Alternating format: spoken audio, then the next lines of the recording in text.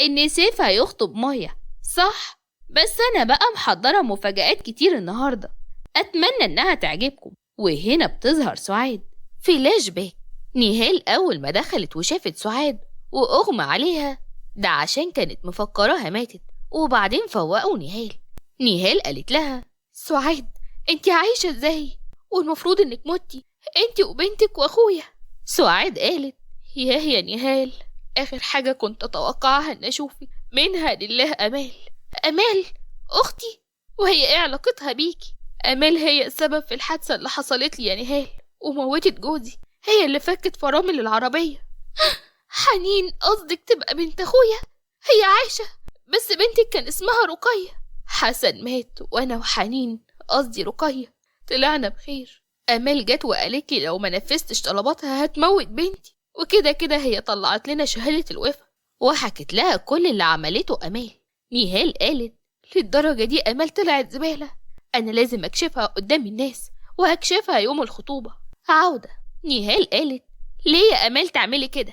تقتلي أخوكي عشان الفلوس، وتدمري عيلته، وتحرمينا من بنته، وتحرميها من فلوسها، وكمان تديها لراجل مدمن وواطي يربيها. أنا ما أقدرش أقول عليكي إنسانة، استحالة تكوني إنسانة. وكمان كنت عايزة تجوزي بنتك لابني عشان الفلوس. أنا سمعتك في المستشفى وانت بتتكلمي مع مايا. ياه، كنت مخدوعة في أختي. آمال قالت: أنا عملت كده، وقتلت حسن أخوكي، لأن كان واخد فلوس أكتر مننا، كان لازم أخلص منه واخد فلوسه، وأنا اللي قتلت محسن. وهنا دخل البوليس وأخد آمال عشان تتعاقب على أفعالها. ونهال قالت لمايا: هتعملي إيه يا مايا في حياتك؟ عايزة تعيشي معايا، موافقة، بس جواز من سيف مش هينفع. أنا هنتقم منكم على اللي عملتوه في ماما. وبتمشي مايا وهي بتتوعد لهم بإن هي هتدمر سعادتهم. سيف قال لها: يعني انت يا ماما كنت عارفة اللي هيحصل، ومع كده بعتيني عن تسنيم؟ طب ليه؟ وانت متخيل اني أنانية للدرجة دي ان اشوف ابني بيدمر حياته واسكت، وكل ده بسببي؟ هو انا في نظرك وحشة قوي كده؟ طيب بص وراك كده.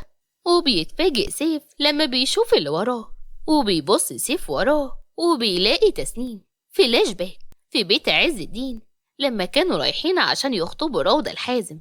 نهال قالت: أنا عايزاكي يا تسنيم في حاجة مهمة. ولما وقفت معاها قالت لها: أنا أسفة إني عملت كده فيكي أنتي وسيف، خلاص إحنا موضوعنا خلص أنا وسيف وانتهى خلاص، صفحة وقفلناها ومش هنفتحها تاني. أنتي بتقولي إيه؟ سيف بيحبك، أنا كنت جاية أطلب منك إنك تفضلي جنبه، سيف محتاجك ومش هيعرف يعيش من غيرك. ابن سيف بعد ما سابك اتغير، رجع تاني للقسوة، بقى عايش زي الآلة للشغل وبس، ما فيهوش روح. أرجوكي ارجعي له. بس هو بيكرهني، انت مش عارفة قال لي ايه، ده جرحني. وحكت لها الحوار اللي دار بينها وبين سيف في المكتب. نهال قالت لها: سيف عنده جرح قديم، حب واحدة وخانته من زمان. وحكت لها حكايته مع مي. تسنيم صعب عليها سيف جدا، ووافقت على خطة نهال. عودة. سيف قال: يعني كل ده وانتي عارفة وسايبانا اتعذب؟ انا بحبك ومش مصدق ان خلاص انا وانتي مع بعض، خلاص. ولا انا يا حبيبي. سيف شالها ولف بيها والكل بيتفاجئ. يوسف بيجيلهم وهو متضايق: ايه يا عم سيف ده؟ دي خطوبة على فكرة، انت فاهم غلط، نزل البنت، نزلها بسرعة والا هاخدها وهروح. سيف قال له: ماشي، مسيرك تقع تحت ايدي ومش هرحمك. طيب بالمناسبة الحلوة دي، انا عايز اخطب اختك ميرنا، واوعدك هحطها في عناية من جوه. طب سيبني افكر بقى واسأل عليك الاول. انجز يا عم سيف. انا موافق. وبيبص لميرنا، وميرنا شكلها موافقة. شكرا جدا، بس احنا هنتجوز كمان 5 شهور على ما اخلص الشغل اللي معايا، واجهز لميرنا احلى فيلا، لازم اعيشها في نفس المستوى اللي عايشة فيه. وهنا بتتدخل ميرنا وبتقول: انت عندي بالدنيا كلها يا يوسف. سيف بيقول له: روح يا يوسف اطلبها من بابا، وسيبني بقى يا اخي مع خطيبتي، وخد البت دي معاك.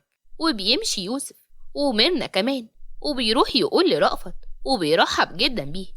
وبيجي واحد من ورا سيف وبيقول له: مش تقول لي يا كبير مبروك؟ بيلف سيف لصاحب الصوت وبيلاقيه آسر. آسر؟ ايوه. طب صارحني، مش تسيبني على العماية كده، اغصى عليك. فلاش باك. آسر بيقول لي: تسنيم، الصراحة انا معجب بيكي وعاوز اتجوزك. انا اسفة يا استاذ آسر، صراحة كده انا مش هقدر ارتبط بحد دلوقتي. ممكن اعرف السبب؟ السبب احب احتفظ بيه لنفسي. سيف الانصاري السبب، صح؟ أستاذ آسر، أنا لما روحت أقوله إني عايز أخطبك اتغير، ولما شفته هنا انتي ما كنتيش على بعضك. ربنا يوفقكم مع بعض. مع بعض؟ هو هيتجوز خلاص مايا؟ ازاي؟ ده ما بيحبهاش، أكيد في حاجة غلط. وحكيت له اللي حصل. عودة سيف قال له عقبالك يا آسر، لا أنا مش هتجوز إلا لما ألاقي واحدة زي تسنيم. طب لم نفسك يا روح أمك، بدل ما خليك تقضي باقي حياتك في المستشفى. خلاص يخرب بيتك، انت ما بتصدق. وبيمشي آسر، والحفلة كانت جميلة جدا والكل فرحان. أخيرا الأيام الصعبة خلصت، وتم تحديد الجواز بعد شهر، وتم الحكم على أمال بالإعدام على ارتكابها جريمتين قتل. أما مايا فعملت حادثة وماتت، كانت سكرانة. وجه ميعاد الفرح، وكانوا أبطالنا في منتهى الشياكة، وكانوا شبه نجوم بوليود. وبرضه البطلات كانت كل واحدة فيهم ليها طلتها المميزة اللي بتسحر بيها بطلها. وانبهروا أبطالنا بجمالهم، وراحوا للقاعة اللي هيكون فيها 3 أفراح: روضة وحازم وحنين وآدم وتسنيم وسيف. وطلعوا على المسرح، واشتغلت الأغاني الرومانسية، واشتغلت أغنية سهرنا يا ليل لإليسا. وأثناء ما كانوا بيرقصوا عند حازم وروضة، حازم قال لها يا لهوي، أنا النهاردة دخلتي مش مصدق. حازم اهدى واعقل كده، الناس تسمعنا. أعقل مين؟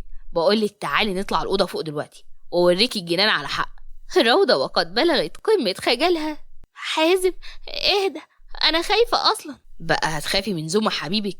وعند حنين وآدم، آدم كان بيقول لها بحبك قوي، أنا مش مصدق إنك خلاص بقيتي مراتي. صدق يا روح قلبي، ربنا يقدرني وأقدر أسعدك. ربنا يخليك ليا يا آدم. وعندي تسنيم وسيف، هو الفرح ده هيخلص امتى؟ عشان أنا بنام بدري وعايز ألحق الليل من أوله. الليل إيه اللي تلحقه من أوله؟ مش فاهمة حاجة. سيفها مسلها في ودنها فوشها أحمر. أنت قليل الأدب. قليل الأدب؟ استني بس لما نطلع فوق، ده أنا ماسك نفسي عنك بالعافية. تسنيم ما ردتش عليه. آسر وهو داخل القاعة بيخبط في واحدة وبيقول يا لهوي على القمر، يخرب بيت حلاوتك. أنت قليل الأدب، وبعدين مش تحاسب وأنت ماشي؟ أحاسب؟ نسيت أجيب فلوس معايا.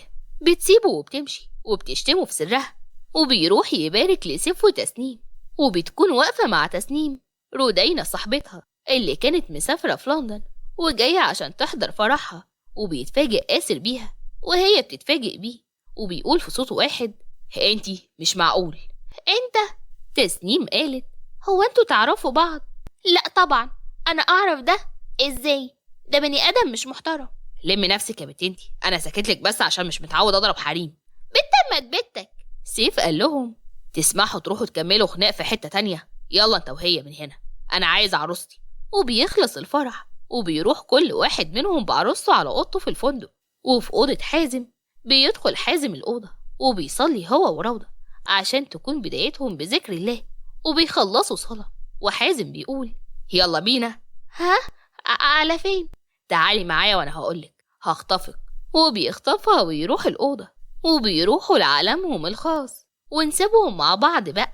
وفي أوضة سيف لما وصلوا، سيف قال لها بحبك. وانا كمان بحبك. سيف بدون مقدمات شالها وحطها على السرير عشان يبدأوا حياتهم الزوجية. وفي أوضة آدم أدوا صلاتهم هما كمان. استني بس هقولك. لا، انت عايز تضحك عليا. هضحك عليك ازاي؟ ده انا جوزك.